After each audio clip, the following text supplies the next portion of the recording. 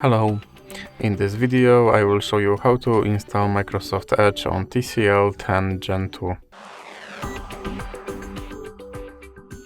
So you have to start with opening Google Play Store.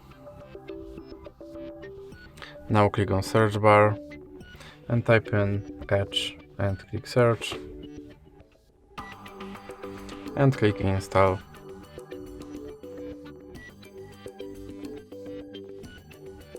Now you can click open.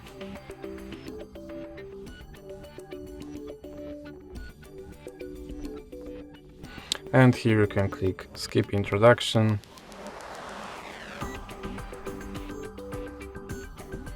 Now you can make your Microsoft Edge your default browser, or you can click not now. Here you can customize your home page, or you can click not now. And now you can sign in to sync your data, or you can click not now. Here you have to confirm your data and privacy settings. And your Microsoft Edge is now all set up. So that's it for this video. If you like it, please remember to leave like and subscribe.